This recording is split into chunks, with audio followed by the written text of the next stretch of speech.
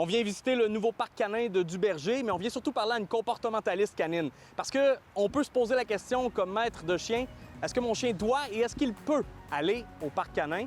Mais ça nous prend aussi une vraie experte en comportement canin. Ça tombe bien, j'ai pas mal la bonne personne en tête. OK? Voici notre experte. On va aller visiter ça ensemble. Bien, l'administration Marchand a comme pour vision de mettre un parc canin par arrondissement. On a 3000 mètres carrés que ça doit avoir. On a l'enclos des grands chiens, des petits chiens. Il faut qu'il y ait des sas également d'accueil et de sortie qui sont indépendants. Est-ce que c'est toujours positif, un parc canin pour un chien? C'est pas toujours positif. Généralement, c'est positif. C'est une excellente idée d'aller au parc à chiens pour faire courir notre chien, puis le laisser en liberté, ça lui fait du bien. Par contre, il y a des choses qu'il faut prendre en considération. La première chose que je trouve extrêmement importante, c'est d'avoir socialisé notre chien avant d'aller au parc à chiens. Qu'est-ce qu'on veut dire par socialiser? Socialiser, c'est mettre graduellement notre chien en présence de bons chiens pour qu'il apprenne à bien jouer, à bien côtoyer les autres. L'autre chose, c'est d'avoir le contrôle de notre chien en tout temps avant d'aller au parc à chiens. Êtes-vous capable de rappeler votre chien facilement? Êtes-vous capable de le faire rester facilement? De le laisser assis-reste facilement?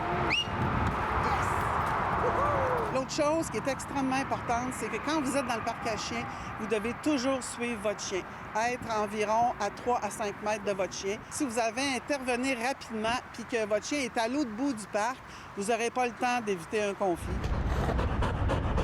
Est-ce qu'il y a des traces que ça peut laisser chez un chien? Bon, premièrement, physiquement, il y a souvent des morsures, il y a des attaques dans les parcs à chiens. J'ai aussi eu connaissance qu'il y a des chiens qui ont été tués dans des parcs à chiens.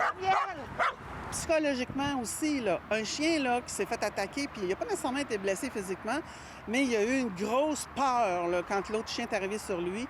Bien, il peut devenir peureux, il peut devenir réactif, puis il peut devenir lui-même agressif avec les autres chiens. Qu'est-ce que ça peut amener quand c'est bien fait, un parc canin? Il n'y a plus de laisse, il n'y a plus de longe, il y a de la liberté, ils peuvent aller sentir, côtoyer des chiens, côtoyer des gens.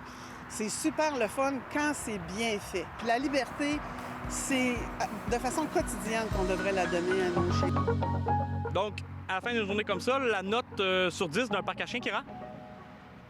Épuisé, comme tout bon chien devrait l'être à la fin d'une journée. À Québec, Félix-Antoine Audet pour Nouveau Info.